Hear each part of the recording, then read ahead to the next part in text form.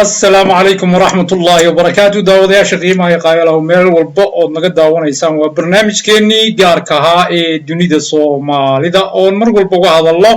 موضوع عن سلنا هي ومهم إن بلشة الصومالي لو داقو مانت برنامج كينا وحنقص قاضن دونا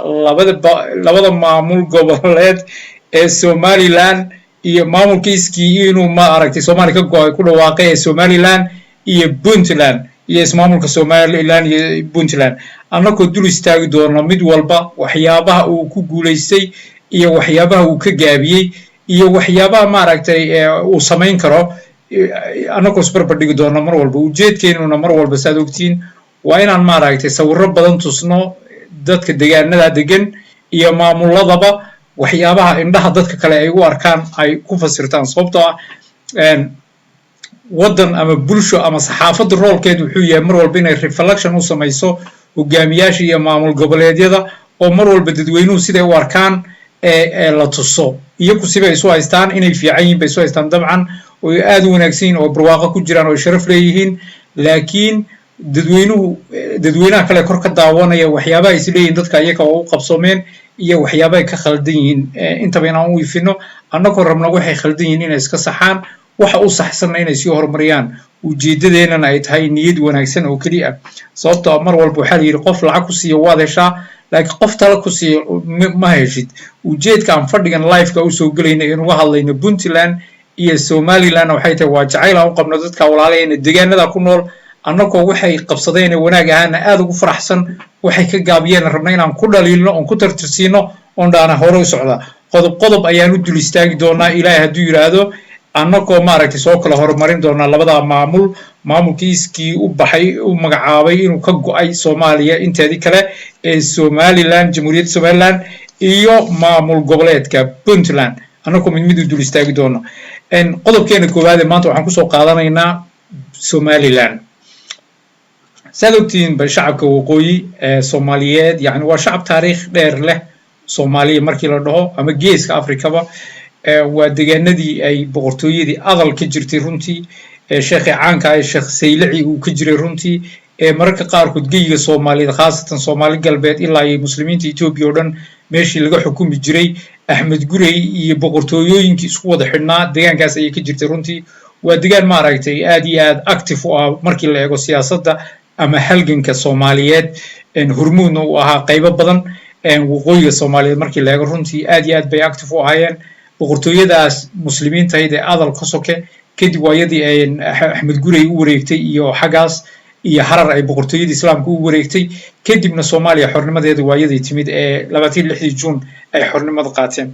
waxaan rabnaa inaan dul istaagno shacabka waqooyiga markay xornimada qaateen 26 Juun ee Ingiriisku siiyay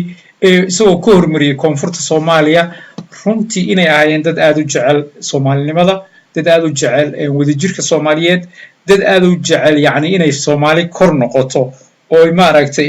ay xiise u qabeen midnimada Soomaaliyeed ayna iyaka la'aantoodna inayna koonfur iyo waqooyi inayna midoobeen yani arinta iyada waa arin hoosta laga xariiqo dadka Soomaaliyeed badan waxay yaqaanaan xaqiraad iyo reer hebel baa tahay maxaa tiin waad marqaansanadeen waa la soo cararteen way ku dacaadeen wax walba laakiin xaqiiqatan waxay ay dareenka Soomaalinimo iyo Soomaaliweynimo iyo ma aragtay in Soomaali mid noqoto shacabka waqooyi kaalin weyn iyo rool weyn oo maxwar ay ku lahaayeen ويكو علن هايستا oo wadan iskii u taagan sidii Djibouti u noqon karaya calankooda intay soo qaadeen bila shuruud xataa masweynadeen dadka qaarkood baa waxay ku adkaysteen inay maalmo u kaadiyaan laakiin way diideen jacaylkii u qabeen Soomaali inay midowdo ayay ku yimaadeen xamar iyagoo yiri wax shuruud ay ku xirmayno Soomaaliya aynu hawsheena iyo danteena ku dhaqaaqno arinta iyada ayaa meesha ka dhacday ugu weydeen shacabka waqooyi markii ay calankooda soo wareejiyeen muddo yar kama soo wareegin markii ay khaladkii ku dhaqaaqeen ay dareemeen yani muddo yar kama soo wareegin markii ogaadeen in Soomaalida ay u yimaadeen ayna caafimaad qabin ayna wanaag iyo sharaf iyo midna ayna rabin ee lagu bilaabay idoor baatiini kan baatiini laanga baatiini waa tirayirtiin dadkii dhammaay wadanka haystay ma aragtay say rabaan u guyi karay yimid inaan runtii loo abaalgudin waa inaan isla qirro arinta iyada waxay ahayd markii labada maamul soo koonfur Soomaaliya heshiinayeen heshiis cad oo la garan karo oo qolo walba xuquuqdeeda garanayso oo runtii cad in la sameeyo khaladka meesha ku dhacay halkaas ay in heshiis cad oo qolo walba waxay xaq u leedahay waxay isku darsanayeen wixii kale waxaad moodaa inuu ahaa sida koonfurta Yemen oo kale ay isku darsameen koonfurta Yemen ayaa waxay sameysay sida ay Soomaalida waqooyi sameeyeen iyaga oo runtii sameeyay bila shuruud bay waqooyiga Yemen ugu biireen oo awoodoodii iyo wax walba u siiyeen markii dambana wakiila liqay Cali Cabdalla Saalax afka galiyay sidii maaragtay Soomaaliland ba ku dhacday koonfurta Soomaaliyeed ku dhacday maxaa loo baahnaa marka shacabka Soomaaliyeed runtii fursadaas midnimada hay'adda koonfur iyo waqooyi in niyad nadiifa intii lagu qaabilo cadaalad iyo fair federaal dimuqraadiyadaas ay joogto noqoto oo qofna deegaankiisa lagu caburin laakiin waa kii Soomaaliya inqilaabkii military uu ka dhacay waa kii Soomaali mid wada noqotay awoodii hal qof lala wareegay waana meeshaad aragtay baynu gaarnay burbur iyo isqabsi iyo madax islagal iyo qabyaalad iyo reebel baatay iyo dhiig iska aslo ayaa timid runtii oo inkastoo Soomaali isjeclayd waxyaabo fiican ay qabsoomeen midnimadaasna ay dareen markaa jiray runtii haddana khaladku markuu cadaalad darradu ay dhacdo markay maamul xumadu dhacdo fashil baa imanaya fashilka way ka maanta dhaawacyadii Soomaali soo gaaray halka taagan tahay shacabka waqooyina ay ilaa hadda ay sadaqi laayeen mar labaad koonfur ay nafta siiyaan markay arkaan maamul xumida wali ka jirta iyadoo la dhigi karo runtii loo garaabi karo inay maaragtay ay geer tahay mararka qaarkood inay kadibiyad diidaan markii la eego siyaasiyiinta villa Soomaaliya mar walba imanaya ee qaabka u dhaqmayaan iyo sidayna dawladnimo ugu jeedin iyo sida aynan maaragtay in Soomaaliya la samato bixiyo ayna u jeedin man ku eedayn karno shacabka waqooyi baa khaldan oo midnimo rabin sababtoo ah qofkaad kabaa ka tolanaysa kabiisa la fiiriyaa koonfurta Soomaaliya ma yimaado madaxweyne Soomaalinimo iyo wadan iyo sharaf ay ku weyntahay waxaa yimaada dad hunguri iyo wadan inay gataan iyo baday inay gataan iyo inay maaragtay qaranka Soomaaliya karaamadiisa dhulka ku jiidaan yimaada ninna ma jiro inuu qarankiisa iyo sharaftiisa u dhiibo nin kabaha dhulkiisa iibsanaya way adag tahay runtii marka garaw in loo garaabo ayay mudan yihiin oo la dhaho maaragtay dadka iyaga yacni kuma ay khaldana arinta iyada ay sameeyeen iyo arinta negative ay dareemayaan waa wax garaa maxaa loo baahan yahay marka maxaa u qabsoomay muddadii jirtay 1991 markay dagaalkii sokeeyaha ahligaa bilowday markay arkeen buuqii ka jiray maaragtay muqdisho iyo sidii madaxa la isula galay caydiid iyo maaragtay cali mahdi iyo beelihii daarood iyo beelihii hawiye ay fakreen aqoonyahankii reer waqooyi waayakii go'aansaday inay ka go'aan oo xornimadooda dib soo ceshtaan waayakii ku dhawaaqay runtii oo yiri koonfur waan ka go'nay runtii arrinta ugu muhiimsan ee mudan amaanta waxay ahayd in shacabka reer waqooyi ay dagaalkii ahliga ka badbaadeen markii SNM waddanka qabsatay ay ku dhawaaqeen inay ka go'een waayakii shirkii Boorama ku qabsaday shirka Boorama ee oday dhaqameeyada dhammaan qabaa'ilada waqooyiga degan oo dhan baa isugu yimid waa laga wada xaajooday beelaha waqooyiga degan cadaawad badan baa u dhaxaysay waxa u dhaxaysay aana aad u badan runtiina argoosasho iyo dhiig baa dhici kara marka Joyce Bailen ee SNMtu inay dhahdo argoos waan ku dhaqaaqi sidii USC do kaleeto oo maaragtay dhowr qof disho laakiin aakhirkii fashil sidaas USC ku dhacday baa ku dhici lahayd laakiin xigmad bay adeegsadeen waxay dhaheen no argoos hadaynu aadno waynu fashilmayna aynu wada tashano aynu maamul wada samaysano arrintii ayaana maaragtay runtii hirgashay waa kii maamulka aad ogeydeen lagu dhawaaqay maamulka Somaliland ilaa ay hadda taagan wixii Soomaali la is dooxayay ee la isqaliyay marba koox la cayrsanayay shacabka waqooyi intoodii badnayd way ka badbaadeen dabcan dagaalo yar baa ka dhacay siiba gobolka Tugdheer ee Burco iyo eriyadeeda laakiin intii badnayd yani shacabka isaga way ka nabad galeen maxaa dhacday markay ka nabad galeen cigaal wuxuu qabtay shaqo aad cajiib oo runtii isaga maaragtay dhagax dhigay maamulka Somaliland shaqo fiican baana qabtay muddadii uu joogay laakiin waxaad moodaa muddadii cigaal ka dambeysay in maaragtay madaxdii kala duwaneyd ee Somaliland in wax weyn oo la taaban karo inay jirin markaan eegno Hargeysa iyo Boorama iyo markaan eegno maaragtay deegaanada kale waqooyi iyo Burco yani wax hantida iyo horumarka jira waa hanti private oo shacbi ah laakiin maamulka Somaliland markaynu eegno waxa uu qabtay aad bay u yar tahay ama horumarka uu sameeyay hanaanka dawladnimo haddii la qiyaaso aad buu hooseeyaa waxa sababta u ah inuu aad hooseeyana waxaas number 1 oo ah leadershipka oo aragti dheer oo vision dheer ah oo maaragtay hadday noqoto xataa ictiraaf raadinta yani siyaasiyiinta waqooyi ama maaragtay Somaliland waxa ku qufulantay in maaragtay in la ictiraafo mooyaan ayna noolaan karin haddii aan la ictiraafin inay meel loo dhaqaaqi karin iyagoon la ictiraafin inayna waxba qabsan karin arrintaas oo ah wahmi ama been la iska dhaadhiciyey sababta adduunka ictiraaf kaliya dawladda ugu noqdo yani ictiraaf muna jirin United Nations waxay bilaabatay 1948 iyay bilaabatay United Nationska iyo ictiraafkan la sheegayaba iyo xuduudadan goorta la sameeyay waa shalay dawlado waligood way soo jirjireen waxa soo jirtay boqortooyadii Portugal ba soo jirtay Tismaid ba soo jirtay Cismaaniyiinta soo jirtay canshuuro iyo wasiiro iyo kolotali iyo dawlado caana waxay ayaan adduunka oo dhan haysta marka maxaas Somaliland maxaa ku qufulay in ictiraaf nin Ingiriis in loo sordo iyo nin Mareykan in loo sordo iyo Ethiopian in kaba loo qaado mooyaan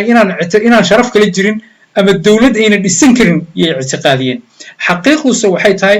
meeshii ictiraafka laga raadin lahaa mooyaan meel kale ka raadiyeen ictiraafku waxa dadku iyaga is ictiraafa dadku iyaga systemka ay dejiyaan nidaamka dawladnimo ay dejiyaan hanaanka garsoor ay dejiyaan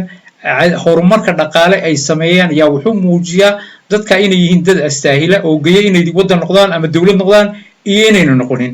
shacabka waqooyigu tan iyo markii cigaal haddaynu ka soo gudubno waqtigiisii ciidamada booliiska jira iyo kan militariga iyo nidaamkan haykalka jira saddexda xisbi waa waqtigii cigaal wey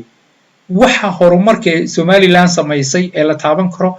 nidaam dawlad ahaan markii aad buu yaryahay waxa kaliya ee horumar weyn la sameeyay waa shacabku dadaalay iyo nabadii baa dadkii guryahoodii dhisteen dabaqyo dhisteen ganacsatadii baa shaqooyin fiican abuuray dhismayaal fiican ku soo biiriyay bariyahan dambana Hargeysa wayba maaragtay negative-ka ka soo baxay dad badan baa maaragtay sii tagaya oo qayb ka noqonaya arrinta marka meesha waxa ka cad in maaragtay mar walba meel khalada siyaasiyiintii ugu dambeeyay ay fadhiyaan maxadoo waxay fadhiyaan aanba soo marin yani markii aad aaminto in noloshaadu ay ku xidhan tahay qof kaleete waa maalinkii ku dhamaato way markaad dawladnimo rabto dawladnimada naftaada laga raadiya markaad sharaf rabto sharaftaada laga raadiya haddaad adu iska raadinin meel kama helaysid cid ku sharafaysan male waxaana lagu arkayaa qof ka dhacsan marka Somaliland ilaa muddadaas ilaa hadda waxaad moodaa inaynan jid saxayn walibana hadda waxa bilaabatay inay dib u dhacdo oo meeshii awal ay joogtay markii cigaal markii riyaale markii xataa magaciisii in muuse kadib ay bilaabanayso backlash oo qabyay loo noqonayo oo garxajis iyo habar jecelo iyo habar awal iyo gudbiirsi iyo dhulbaanta iyo hebel iyo ay soo bilaabanayso waxaana keenaya markii dadku laba mid way baaskiilka haddii aadan badeelaynin wuu dhacayaa baaskiil nidaamka dawladda sidaas la eeg way nidaamka dawladda haddaadan hore u wadin maalin walba oo barnaamij cusub oo active oo dadku yidiiliyo rajo maalin walba shalay meeshay taagnaayeen meel ka fiican inuu soconin dib buu u soconayaa markaa wixii jiray baa iscunaya munaafaqadii baa bilaabanaysa hadda Somaliland waa kad aragteen ay ka dagaalada sida Colonel Jalanka mise Colonel Caare uu ka wada gobolkan Sanaag iyo ereyadeeda waa kii dareenkan qabiilku uu soo baxay waxaasna waxaa keenaya cadaalad darrada wax kale ma keenayo dad madaxa isku jira hadda aragto waa dadaan wada tashanayn waa nidaam cadaalad markii la waayo ee qof dadka qaarkood ay sharciga gacanta ku qaataan ay dhahan saan rabnaa u noolaanaynaa kuwii kaleetana la xaqiro kuwii la xaqiray waxay bilaabayaan inay reaction sameeyaan oo iyakuna ay diidaan marna ma yeelayaan arrintaa way marka arrinta dib u dhacana keenaysa marka waxaa looga baahan yahay marka dawladda Somaliland hadda maamulka Somaliland waxaa laga rabaa in waxaan ka khaldamay ay saxaan in ma aragtay ay joojiyaan in meesha ay joogaan ay dib uga noqdaan in ma aragtay ay sameeyaan in ay nidaam la yaqaano cadaalad oo fair oo laga wada tashto u jiro cadaalada runtii yani markaan eegno shirarkii odayada dhaqameedyadu soo sameeyeen iyo meesha la joogo wax weyn baa qabsoomay oo amaana Soomaaliya hadda markii la eego maamul goboleedyada ama Soomaaliya oo dhanba حتى جيبوتي مركان قدر عنه وحيلات السوماليلاند بقوريس سبت جيبوتي وح معمول وكجرة أو رسمي ولا قرنوا الدولة أنا ما نعرفين وحوي صليجين ميليتري يو ما نفهمين لكن سوماليلاند بميل ديمقراطي وضدكوا هاللي كران أو حريين أو يعني هذه هي اللي هو جامين صحرهم سوماليلاند رقم قياس أي جار لهيد Somaliland ba ugu horeysa markii la eego Soomaaliya meel madaxweynaha wax laga sheegay la caayo maamulkii la caayo la dhex joogo la wada shaqeysanayo la wada nool yahay waxa marka loo baahan yahay hogaamiye kaliya oo indha leh oo barnaamij sax sameeyo oo jiilka soo kacaya wax baranaya iskoolada ku jira aqli saliima galiya oo caafimaad qaba aqligaas oo aaminaan xintan ahayn reer hebel iyo faqash baa waa ku dishay hebel baa waa diyaarad kugu duqeeyay iyo nacayb iyo karaahiyo Ethiopian baa walaalaheena iyo sheek xariirta aan ahayn ee ma aragtay xurriyadii maalinkii 26 sida uu fiicnayd Soomaali sida ahayd waa la tagay hungowii khaladaadkii dhacay oo si nadiif loo sheegayo iyo Soomaali dhibkaas ku jirta iyaga koonfure in dalkiyooda ay dhistaan iyo mustaqbalkoodii oo madaarista Somaliland ku yaala ay si dhaba caruurta aqligooda u fiid gareeyaan oo in garxajis baatay reer hebel baatay u cid baatay iyo hebel baatay kaliya aan lagu buufin ee cunug walba la siiyo free choice uu ku doorto kuusleey nidaam sax buu hayaa oo la baabiyo xisbiyadan beelaha iyo jifooyinka ay leeyihiin oo dadku xisbiyo mabda ah iyo barnaamijyo runtii la sameeyo ilaa hadda waxaana garanay Muuse uu yimid xukunka waxa dhacday marar badan waxa yimaada siyaasiyiinta Somaliland wuxuu balan qaaday iyo barnaamijka uu qabsoomay oo sheegay Somaliland inuu gaarsiinayo muddada joog runtii barnaamij camal baa iiga muuqata bila barnaamij xaquu socdaa يعني مركز هجاميتها وحفي عن مركز حكم تماده إلا يقانون مشهد كبلابس يمشهد سعودي direction كاجا أو دورت direction كاسا أو حساب تمام لكن أنا موسوعة دورتي حزب كل مية دور يويان تغييرات يسوق بدن بوهلا حب بوهلا لكن إلا هذا الصحفي بان أي كفالة ضارمها الصومالية لا صعدوا وحكنا عيد جي الصومالية دورن شنت الصوماليات با لكن ما قرنا يميل ومارك موسى حزب كل مية ماشي كبلابي يعني ماشي وصعدان أفرتن سنة مركب ولا ما سوماليلاند مش إيجاريس إلا يهدو واحد كليه يموقدا إلا تابن كرا وحيت هاي سياسة ما رأيتي بس صعدة أو ميل وصعدة على عقونين وواحد أمهم سنة هاي يعني اعتراف دي بالجرة دي والحوق اللي صاريو ماشي واحد أمهم سنة حوق اللي صار هاي ترونتي إن إلى هذا قال سوماليلاند إن لا أكتيفيت جريو كواسو عقوش حوق دالنت ير أو علم الصحة لبرو يحرف الليال أي وحبوري كران kaasoo lacag iyo dhaqaale ay ku soo saari karaan waa kow iyo khayraadka badda oo ah meel istiraatiiji ah ku taala Somaliland in ay meesh iyakoon dekadahooda xaraashin inay iyagu intay dhistaan oo maalgeliyaan oo deyn qaataan haday rabaan ay dekad caalami ah oo maraakiibta caalamka oo dhan iman karto ay sameeyaan ama wadanka China ama Turkey ama wadamada maalgeliyaasha ay dhiil la galaan dhiilkaas oo ah aan ahayn inay dekadii oo dhan la wada qaato ama waddamo aan shaqo ku lahayn oo waxba aad ka faa'iideyn ay bilaa faa'iido la siiyo may ah marka waxaa muuqata marka inayn maaragtay taa beddelkeedii dekadii berbera oo ahayd dekad istiraatiiji ah runtii oo Soomaali oo dhan u ahayd Somalilandna ilaheeda dhaqaalaha ay ahayd in waddamo laga gaday waxa looga gaday in return ma garanayo $2 milyan waa maqalay $2 milyan waxaa maqalay in maaragtay 31% ay dadkii iska lahaa dekada 31% ay heleen oo Ethiopia maxay dheeriin marka Ethiopia maxay dheeriin 19 Ethiopia ay leedahay 19 yani maxaa Ethiopia looga bedeshay 19% inay qaadato waddanka dadkii lahaana 31% kaliya dekadoodii laga siiyo waa dekadoodii milkigoodii ay 31dan 19 markay tahay 31gan waxaa maqan baan u malaynayaa 69% wadamada kale laga gaday maxay tahay oo faa'iido waa how many billions meeqa sano way markaas يعني waxyaabo badan oo in la isweydiiyo marka waxa meesha muuqata in go'aan degdega oo ragga qaarkood ay dilaalayaan oo milyamo ku qaadanayaan in masiirka jiilasha mustaqbalka soo socda ee khayraadkoodii si fudud loo gadayo waxaan ka digayaa arrinta iyada dekada berbero waxaan arkay runtii laga dhoofinayo waarta laga dhoofinayo dhagaxaantii muhiimka laga dhoofinayo macdantii khaas u ah shacabka Soomaaliland arrintaas oo dawladdiina arkayso oo dhalinyarta xamaalaysa ay ku heesiyaan oo leeyin waa dhulkaaga waxba dan laga lahayn oo loo dhoofinayo dad baa dhoofsanaya dhagaxyaasha Soomaaliyeed dhagaxyaasha Soomaaliya dhulkeeda laga helo waa kuwa Hollywood ka yaala fanaaniinta taajiriinta caanka ah guryahooda dhagaxaanta yaaleen oo aragnay quruxda badan marka barnaamijyada glamorous-ka lagu daawado waa dhagaxaanta Soomaaliya laga ururiyo way dhagaxaantaas la geeyo waa lagu qurxistaa meelaha la soo maray red carpet kala dhigiya la garab dhigaa marka waxay ahayd runtii Somaliland inay khayraadkeeda gadin dekadaheeda gadin haddii ay ijaaraysana inuu noqdo ijaar faa'iido iyo ku ah oo shacabka u ah oo wax ka soo baxayeen wax la taaban karo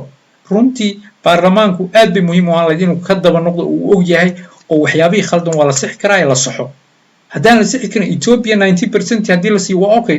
adduunku wuu iskaashadaa Ethiopia dekad way u baahan tahay laakiin 90% markii la sii wayn shacabka Soomaaliyeed waqooyina ay yakana helaan faa'iido Ethiopia ay ka helayaan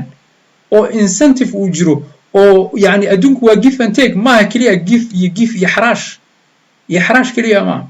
wax walba in la soo geli ma ciidamadayda soo degay intii inaad soo degto ma berika maalin shacabka gumaysi la geliyo ma aqliyan ahaan waxay u baahan tahay marka shacabka Somaliland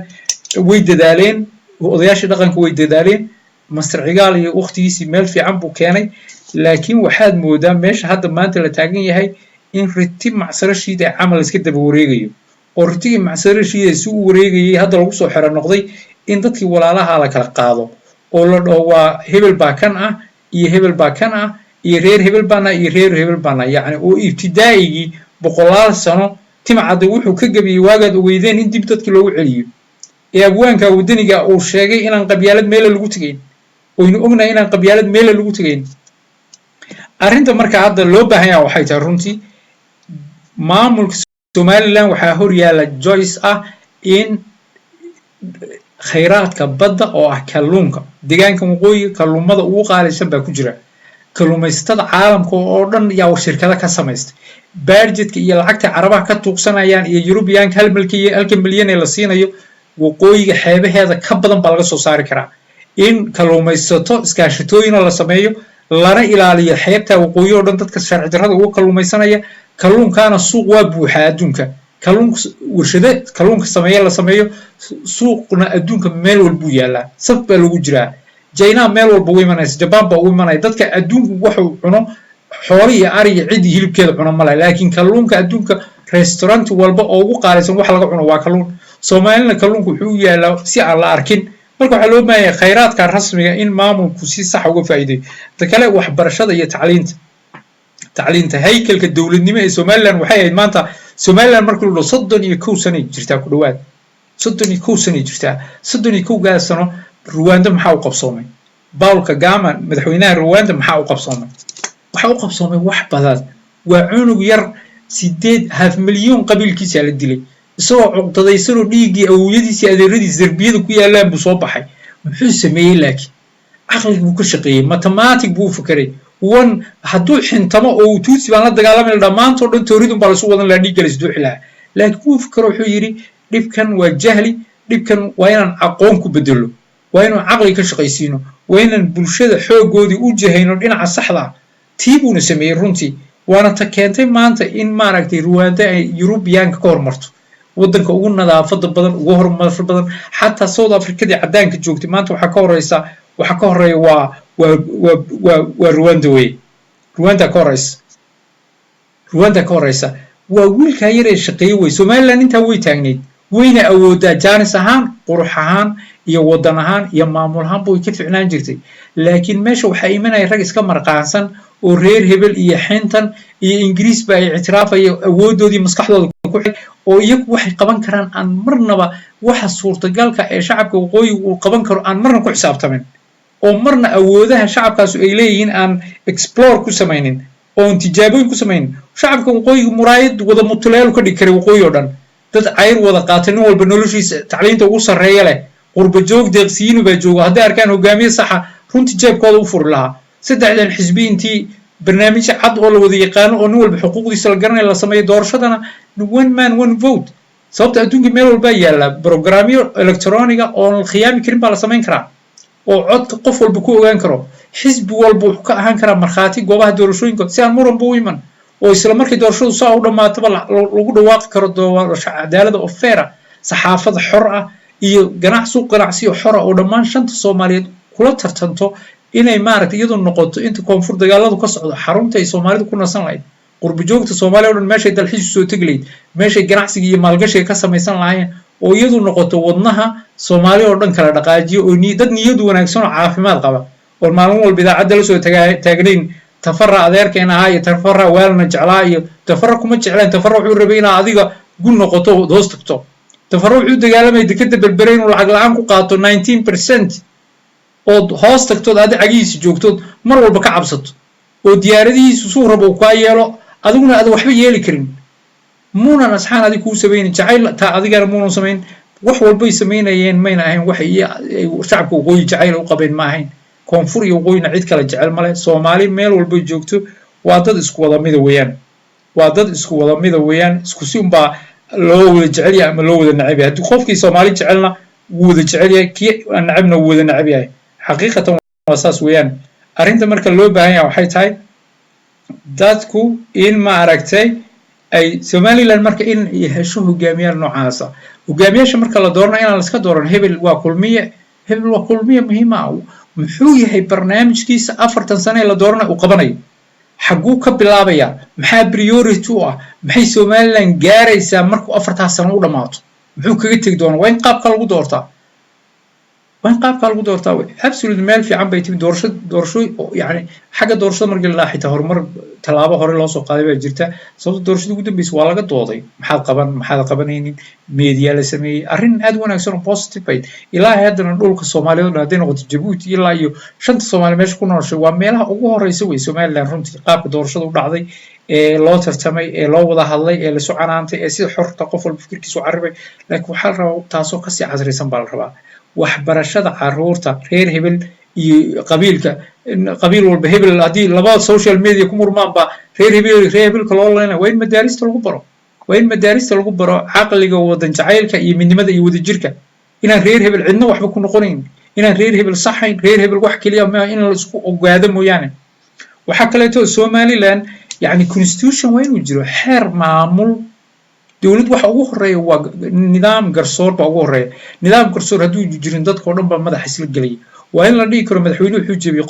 qodobka taliyaha ciidanku wuxuu jabiyay qodobka waa in qodobbo iyo nidaam lagu kala socdo uu jiro hadda tusaale ahaan haddaan u soo qaato waxaa jiray Coldoon wuxuu awriye dhalinyar Soomaaliyeed runtii jecel Soomaaliya oo dhan Somaliland aad u jecel runtii anu ma arag dadkan arkay Somaliland qof Coldoon ka jecel Somaliland kuwa beenaalayaal muqayyiliin oo jawaasiis oo Itoobiya u shaqeeya way jiraan oo iyagu soo haystay jacaylkooda inuu yahay jacaylkooduna wiilka xamar waxa iga yahay wiilka Addis Ababa kuwa jacayl ma kood waa disaster waa وعيب وي لكن قف سوماليلاند جعل oo dadka inay shaqooyin inay sharaf ku noolaadaan jecel oo ciisi ku noolaadaan jiro oo kooda xanuunsan inuu garab istaagin jecel runtii caldoon buu ahaa waxaan dhihi karaa waa dadka Soomaaliland hadii la uu Soomaaliland uguna jeclaa shacabka waqooyi inay sharaf iyo ciisi iyo xurriyad iyo karaamo ku noolaadaan oo cuqdad iyo cudur iyo jiro lagu abuurin dadkii ka shaqeynayay buu ahaa waxaad ka garanaysaan raggii katiinadaha ku xiraa iyo dadkii hooyooyinkii rafaadsanaa sidoo uu birmaday jaamacad Dubbed baad garanaysaan liyu booliisku waagu xasuuqay shacabka badaan ee qabiil ahaan beeshar Isxaaqa ee waqooyiga liyu booliisku markuu laayay siyaasiyiinta kuwa sheeganaya Soomaaliland sariiraha hoosta ka wada galeen dawladdaanu jaar ka nahay walaalaheena jacaylka mooyaane hal qof oo dhaw war carruurta maxad u leysan waa la waayay ninka intuu media soo istaagay waraystay ka jirnahay meel walba istaagay dadkii la hadlay ee caalamka oo dhan u bandhigay ee yiri see loo leyn karaa carruurtan waalidkan waalidiintan see loogu xadgudbay qofkaas waa qofka uu yaani uu jecel weey shacabkaas waqooyiga iyo ehelkooda intaba in muwaad Soomaalidana waad garanaysaan heesi u qaaday baa meel walba yaala iyo jacaylku uu muujiyay shacabka Soomaaliyeed in shakhsiga isaga ahaa iskool baad wax ka tiri 3 sano loogu xukumo oo loo bahdilo oo karaamadiisa iyo xorriyadiisa looga qaado oo xorriyatul qowlka xitaa maalin walba la caaya qabaayla la caaya maalin walba live Soomaaliland waxa ku jira kuwa gar xajis caynaya kuwa habar jecel caynaya oo wax dambi loo qabsanayn waana dambiga ugu badan weey inaad qabiil caydo iyo beel waa kicin bulsho waa isku garaacid bulsho wax maxkamada dadka iyaga lama geynayo laakiin ninka isaga fikirkiisa askariya uu hadlay uu jecel yahay in Soomaali sharaf geeska Afrika ku noolaato oo walibana mid ah oo cudud leh ereygaasuna erey dambi ah waa fikir shakhsi weey shacabka waqooyi majority-ga mar walba go'aaminaysa isagu ma go'aaminayo laakiin fikirkiisa haddii dimuqraadiyad jirto weey haddii dawladnimada ay waqooyigu ku doodayeen ay rabaan saas ay runtii in shakhsiga isaga xorriyadiisa loo xasdo oo dadku caawinay loo xasdo oo noloshiisa loo xasdo carruurtiisa laga xaray runtii waa arrin aad iyo aad u dambaysa waxaana ka codsanayaa maamul goboleedka soo maamulka dawladda madax banaan la magac baxay Soomaaliland in caldoon la siidayo wiilka dhalinyarta ee dadkiisa jecel ee dalkiisa jecel ee waxba sameeynin ee fikirkiisa xorriyada ku dhawaaqay kaliya in laga siidayo xabsiga sababtoo cid uu dilay male cid uu waxyeelay male fikirkiisu cabiray qof walbana fikirkiisu waa xor in shaatiga dawladda lagu handado ma haddii koonfur iyo Soomaali kale dad loo ciqaabayo maalin walba la taagantiin madaxweyne Muuse Farmaajo salaamay la qosqoslay la sheekaysanay koonfurna muuna raacan dambina looma haysto wax maxaa lagu haystaa maalin walba qabiilo la caaya Soomaaliland cidna looma qabsado maxaa wiilkan yarka ah ee ummadda wax u ahaa ee dadka u hadlayay maxaa xabsiga loogu haystaa oo lagu xadgudbayaa oo jaayifada inta dhan maxay tahay waxaan aad u codsanayaa dhamaaninta damiirka leh iyo haddii jiraan ururo xuquuqda insaanka u dooda in caldoon laga soo daayo xabsiga sharci darrada ee dulmiga runtii waxaana uu idin sheegayaa in xabsigaas uu ahayn kii ugu horeeyay uu yahay xabsigii Yuusuf galay xabsigii Muuse galay xabsigii nabiyadii oo dhan ay soo mareen qof walba oo sharaf leh adduunkan waa xabsigiisii weeye waxa weey daalimiintuna inay mar walba sidii fircoon oo kale ay ismahadiyaan shuruuc ay jeebkooda kala soo baxeen inay ku ciqaabaan dadka rayidka ah ee masaakiinta runtii waa arrin aad iyo aad looga xumaado anoo ogin mujrimiin badan oo xeebihii iyo dhulkii iyo dekedii Soomaaliland runtii gaday oo u xaraashay waxaan cadayn oo la faqoonin oo la fahmayn oo iyagu milyamo yar ka qaateen aan wax maxkamada la soo istaajinayn laakiin wiilka yarkan waxbana gadan inuu wax caawiyo mooyaan oo dadka silsiladaha ka xiran silsiladaha ka soo deynayay oo iyagu suudad qaba soo saarayay runtii abaalmarin iyo jaayizo iyo sharfid iyo qadarin buu muunan mudnayn bahdil iyo xabsi iyo qol mugdi in lagu xiro oo lagu handado runtii arrinta ayada waxaan u arkaa mujrimiin daalimiin oo inay filka isaga sameeyeen waxaan dhihi lahaa runtii arrinta ayada ha laga noqdo cid walba oo sameysay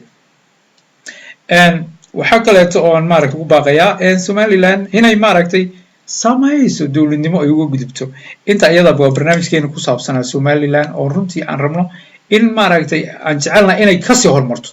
oo doorashada soo socota uu noqdo electronic everything uu fair noqdo xis walba wixii helo tagale ay awoodooda ay ku xirayaan Soomaali Ingiriis iyo Mareykan iyo ictiraafiye ay ka haraan ay iyagu dhulkooda dhistaan waxbarashada caafimaadka dhaqaalaha canshuuraha controlka xuduudda badda ciidamo dirays leh oo professional oo lala xisaabtamayo sharci loo wada siman yahay oo qofna aan la dulminaynin intaas ayaan ugu baaqaynaa iyagoo ka shaqeeya danta Soomaali oo dhan markay toodaasa u hagaajistaan inay welibana dadka Soomaaliyeed kale ay u noqdaan meel lagu soo hirto loo soo xiiso oo qof walba muwaadin Soomaaliyeed ama transit ku ah ama ganacsi ka sameynaya lagu soo dhaweeyo sababtoo danta deegaanka wuxuu ku jira in lagu tartamo xuquuqda in lagu tartamo dhaqaalaha marka waxaan ku baaqi lahaa in maaragtay arrinta iyada la sameeyo qodobka isaga waa Soomaaliland xaggaas u gudbayaa waxaan u gudbaynaa Puntland qodobkeena labaad runtii maamulka Puntland waad ogtihiin maamulka Puntland markuu bilowday wuxuu bilowday dagaalkii waqtiga ugu adkayd ee dagaaladii Hawiye Daarood waad garanaysaan waa kii Cabdullaahi Yuusuf iyo General Caydiid ay kulmeen oo ahaa laba nin oo reer gaalkacyada runtii labada nin way kulmeen isla markiiba xal bay ka gaareen sababta reer mudug waa niman adag oo is yaqaana oo ehel wadaa waxaa la yiri nabad aynu ku wada noolaano xabad ciidina meel kuma tagayso iyadoo birta la iska wada aslayo ayay isla markiiba is saxeen Cabdullaahi Yuusuf runtii magacyo kala duwan baa loo yaqaanay SDF dad badan baa loo istaa dhiig badan buu galay jeerteen badan buu leeyay laakiin shacabka Puntland waa shacab dawladnimada yaqaana in markay muhiim tahay la midoobo oo danta guud loo midoobo aad u jecel weeyaan waxay sameeyeen marka shacabka Puntland waa kii Cabdullaahi runtii meel fiican buu ka bilaabay waxa weeye xaalka Soomaaliya koonfur aad u liita ay Puntland inay nidaam yeelato oo nabadgelyo hesho oo dagaalkii qabiilka ka harto oo dhaqaalaheeda dhisto oo meel loo aayo loo soo qaxay noqoto oo xataa koonfurta Soomaaliya u soo qaxaan ayuu ka dhigay Puntland odayaal dhaqameedii aad u fiican oo isma ayay leeyihiin oo mas'uuliyiin runtii odayaashaas oo xakameyn kara ninka khaldama odayaasha dhaqameedka reer Puntland waxaan rabaa barnaamijkan live-ka inaan ammaan u jeediyo iyo bogaadin waa odayaal runtii bimacnaa kelima yani saameyn leh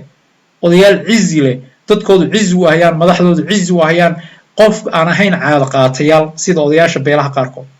caado qaatayaal marba ninkii kursiga jooga uu laba cadquureed intuu siiyo dantii ummadda iyo deegaankooda meel looga dhaco maaha yani shacabkooda waxay u horseedeen dimuqraadiyad caadi ah oo mutadaawil ah oo awoodaha la qaybsamo iyadoo loo marayo systemkoodan oday dhaqameedka marka waan ugu baaqayaa shacabka Puntland inay sii horumariyaan midnimadooda u midoobida danta guud waxa kaliya wax ku noqonaysaan ee sharaftiina iyo cizigiina aad meel ku gaaraysaan waa midoobida iyo wadajirka iyo ismaqalka iyo wada tashiga aad leedihiin inaad halka ka sii wadaan runtii waxaa tiin tusaale shacabka waqooyi iyo shacabka Puntland waa shucuub xaq qabiilka xitaa markii loo tusaale u ah Soomaalida kale oo dhaqameeya caad qaata oo dadkoodii la leynayo la dhacayo oo siyaasi boobayo uu jiro yeelan ka dhaxayn oo dhayno ruuxa naga hagaaji ama ummadda maarka kor dhaqaaqay dhayn laakiin waxay muujiyeen labada shacab ee waqooyi iyo shacabka Puntland iyo Somaliland in odayaal dhaqameed responsible ay leeyihiin oo sixi kara wixii khaldan oo dantooda ka shaqeyn kara dabcan dadka aad maaragtay xukunka idin haya waxyaabo badan baa ka khaldan waxyaabo badan bay ka gaabiyeen waxyaabo badan ma hagaajin kareen baa jira runtii waxa weeye Cabdullaahi Yuusuf iyo Faroole waa labada shakhsi ee aan aragtidayda wax qabadka ugu fiican ee Puntland sameeyay Cabdullaahi Yuusuf waa kii fundamentiga yani aasaaska ugu wanaagsan u dhigay Puntland Faroolena wuxuu ahaa runtii nidaam dawladnimo cajiib uu sameeyay Faroole khaasatan ciidamada badda sidii uu horumariyay ee controlka u sameeyeen iyo maaragtay Puntland korba u soo kacday waqtiga Faroole saan dareemay ma inkastoo ninkii ka dambeeyay ay dib u celiyay marka waxaan ku baaqayaa Deni ilaa hadda meel uu joogo iyo wuxuu qabanay lama yaqaan waa maqlaan madaxweyne uu noqday iyo calaamasaarkiisa arkayni laakiin Deni ilaa hadda meesha uu jeedo iyo meesha ka socdo lama garanayo waxaan rajaynaynaa marka in shacabka Puntland aynan noqonin sida ritim macsaro shiidaya maanta oo dhan aynan meesha taagnaanin waxa loo baahan yahay in degmo walba oo kobac dhaqaale kobac fikir oo caqli ah oo qabyaaladii laga koro oo qaadkan iyo dibjirnimadan iyo iska fadhigan laga baxo uu jiraan dawlad xisaabinaysa caafimaadka nolosha dadweynaha wixii dhibaya in laga qabto qaadkan meel walba soo degay carruurta iyo haweenka iska qaylayaan meel walba waa in la joojiyaa canshuur badan haddii kale laga qaadaa oo qofka cunaya uu he have to pay the price waa in dawladdu lacag aad u badan saartaa canshuura qaadka haddii aan la joojinayn waa in maalmo go-aan la qayilaa oo la qayilaa ama khamiista ama laba maalin ugu badnaan laakiin isbuucii oo dhan qaadkan iska soo dabadegaya ee bilaa ujeedada dowladdu waa inay xakamayso haddii xakamin weydo waa inay lacag badan ka qaadato oo baahida lacageeda haysa ay qaadka ka madiso mar haddii dadkii qaadkii deynayn waa in lacaga badan laga ururiyo isaga kii dhimanaya ha dhintay lacag badana kaga baxdeen waxaa kale loo baahan yahay xeebtan Puntland labada badood iska galaan badweynta India iyo Red Sea runtii waa xeeb qaniya weeye kalluunka ugu qanisan adduunka ee yaala caalamka oo dhan baa isugu yimid caalamka oo dhan waa xeebta lagu urursan yahay weeye Somaliland Puntland waxa intaas oo wadan baa doonaya inay la galaan xataa kalluun aan laga helin koonfurta Soomaaliya dhulkan kaleete ee Jubbaland iyo maaragtay Muqdisho iyo Baraawi yaa waxa laga helaa areadaas oo caalamka oo dhan wada og yahay marka waxaa muhiim ah in fursadda iyada aan la ijaaranin maraakiib Chinese iyo Thailandese aan la siinin shatiyo oo kheyraadkiini la xalufinin idinka inaad maraakiib kalluumaysi samaystaan oo caalamka geysaan marketyo badan oo kalluunka jira wax adag ma aha dhowr qaboojiyo oo kalluunka intii la qaado oo iskaashatooyin kalluun la sameeyo dhaqaalaha Puntland u baahan tahay kalluun kaliya laga soo saari karaa joojiya dekedaha Puntland inaad xaraashtaan idinku dekedaha shirkadaha idin dhisa oo maalgeliya oo deyna oo hadhow deyntooda u soo celisan waa okay laakiin inaad dad kale aad ku wareejisaan maamulka dekedihiini iyo kheyraadkiini oo iyagu faa'iidaan idinkana aydan faa'iidin caqli saliima ma aha runtii marka waxaan ugu baaqi lahaa maamulka Puntland inuu maaragtay uu istaago inuu una noqon riti macsaro shiiday oo meesha aan la taagin 4 sano nin iska yimaado la iska fadhiyo qaadkii la iska cuno aan meel loo gudbin waa in maaragtay booliiska baabuurtiisa telecommunicationkiisa waxbarashada systemka manaahijta yani farsamooyinka gacanta horumarka bulshada la gaaray uu noqdo mid aad u sareeya tacliintu waa waxyaabaha ugu muhiimsan ee bulshada ay wax ku noqoto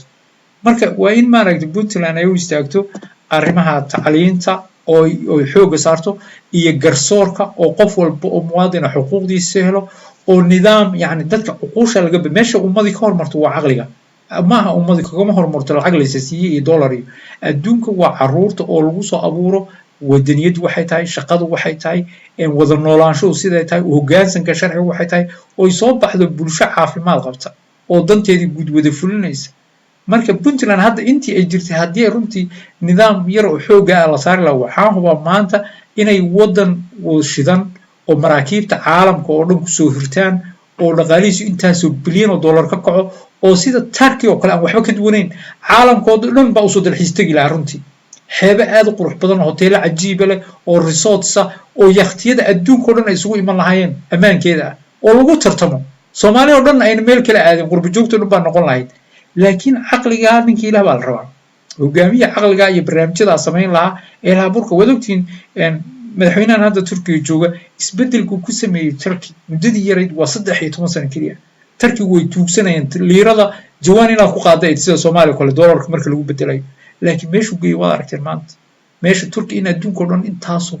bilyan oo qof u dalxiis tagayso waa hal hogaamiye Rwanda waa hal hogaamiye marka inta madaxweynayaasha Puntland soo marayaan waa hogaamiyaashaas oo kaleete xintanka iyo maalin walba iscayrsiga iyo Somaliland la xintanka inay waxba ahayn deriska oo dhan waa in iyo gaalkacyada maalin walba isku hadadayo waa shacabka deriska walaalaha ee Soomaaliyeed heshiis nabadeed oo la garanayo lagu heshiiyo oo wada noolaansho ah oo xuduudadu furan yihiin oo labada shacab la garanayo oo nidaamka la isku afgartay lagu wada noolaado way dhiig Soomaaliyeed hadda lama baahna runtii dhiig Soomaaliyeed cid wax ku noqonaysa male qof walba uu fashilmi oo kaliya waxaan rajaynaynaa doorashada soo socota ee Puntland inay noqonin doorasho ay 60 nin oo odayaal qabiil soo doorteen in ay doortaan madaxweynaha waxaan rajaynaynaa doorashada soo socota inay noqoto doorasho dimuqraadi xaqiiqi ah oo shacabka Puntland state ku nool oo dhan ay qof walba ID number leeyahay farihiisii la hayo oo local meel doorashada ka galan leeyahay qof walba degmadiisa codkiisa ka dhiibto oo xisbi walba wakiilo joogan meesha cod bixinta oo xisbi walba inta cod oo helay meesha ku tirsado iyo dadka codka bixiyay oo doorasho hal qof hal cod ay meesha ka dhacdo waa yani macquul ma maalin walba odayaal baa iska soo doortay in sidii loo taagnaado xuduudka Puntland ma inuu furnaado waa in ciidamo xuduud leh oo qalabaysan oo telecommunication leh oo baabuurtii leh oo control waa in dadka soo galaya Puntland oo dhan la og yahay ku aaday yihiin magacyahood xagee ka soo jeedaan xagee u socdaan maxay rabaan waa in la wada ogyo la controlo maalmo hebel baa la qarxiyaa shabaab baa inta maray maxaa shabaab marinay dadkoo dhan waa in la yaqaano qof walba wuxuu yahay nidaamkii wuu jira adduunku wuu fudud yahay cilmigii meel walbuu daadsan yahay waxaan rajaynaynaa marka labadaa maamul runtii maanta oo barnaamijkan ka sameeyey oon aad u jeclahay horumarkay sameeyeen aad ugu faraxsanahay oon jeclahay inay kasii horumariyaan meeshay taagan yihiin inay kasii horumariyaan runtii tusaalaan u noqdaan shacabka soomaaliyada kale maamulada kalena ay ku daydaan runtii waan hubaa maamulada soomaaliyeed haddii ay daacad ahaan lahaayeen iyakaa dowlada noqon lahaa laakiin soomaalidu waa isla waxaad moodaa inay isu dhow yihiin puntland iyo somaliland baa ugu fiican kuwa kaleetana waa la mid laakiin waxaa loo baahan yahay ninka hogaamiya waa inuu barnaamij dowladnimo oo la yaqaano oo horumara oo shacabka wax ku noqonayaan uu la yimaado ummadda in la hortaagnaado maaha adoon waxba qaban karin in ummadda waqtiga laga dhumiyo maa waa mustaqbal ummadeed weeye caruurta bilaa mustaqbalka ee badaha ku dhammaanaysa ee somaliland iyo puntland maalin walba intay ka qaxaan libiya xeebahooda lagu qalqalanayo ee keliyaha lagala baxayo ee shaabuugga lala dhacayo runtii wax la daawado maaha mayna ay qaxeen caruurta iyaga haddii ay kalsooni iyo nidaam dowladeed ka jiri lahaa deegaanadooda waxay la qaxayaan waxay arkaan sheeko xiriirtii ilaa iyo maaragta cabdullaahi yuusuf ay ka tegayeen cigaal allah u naxariistee inay weli socoto nidaam dowladeedu sax dhaqan dhaqaalo oo horumar leh inayna meesha oolin waxay u iman lahayaana waa cuquusha dadka wax hogaaminaya oon hal abuur lahayn sababta ninka hal abuur kale sida Paul Kagame iyo Rwanda oo kaleeto dhulka oo dhan baa isbedelaya markuu madaxweyne caafimaad qaba yimaado bulshadiibu caafimaadkii gelin markuu caafimaadka gelin wadankii oo dhan baa laga dareemi dhaqaalihii suuqa oo dhan baa xasili kalsooni baa iman isqabsigii baa meesha ka baxay nin walba xooggiisa iyo shaqadiisa waa in caalamkiiba ku sharfi maalgelintii caalamka kugu bilaaban wadankii wuxuu noqonayaa wadan jira systemkii iyo cadaaladda jirtana waxay noqon mid la wada leeyahay uuna nin jeebka ugu jirin midda ay Soomaaliya oo dhan rabto marka waa taas weeye waxaan rajaynayaa shacabka Somaliland iyo shacabka Puntland guul iyo sharaf baan rajaynayaa meel fiican baad taagnaydeen dagaalkii Soomaaliya intii badnayd waad ka nabad gasheen waxaan idin rajaynayaa nidaamka dowladnimada Soomaaliya ee ku soo noqon lahayd inaad horseedaan oo idinka dareemo maamulo nidaam dowladeed cadaalad dimuqraadiya oo fair ah jira qaabka qabiilka cashwaayiga hebel baa nacba Ethiopia walaalaheena wiilka xamar wiilka hebel baa iga jira sheekooyinka noocaas ah iska xintanka ee aragtida gaaban iyo maalin baa wax soo dhaceen oo hebel baa maalin wax ugu dhuftayda in laga baxo oo loo gudbo nidaam dowladeed wixii soo dhacay waa 10 laakiin maanta iyo mustaqbalka in loo fikiro tan iyo barnaamijkan mid lamid ah intaan la kulmayno waa barnaamijkeeni dunida Soomaalida waxay idin soo gudbinay anigoo ah Khaliif Cabdi Cali tan iyo kulanti dambe assalaamu calaykum waraxmatullaahi wabarakaatuh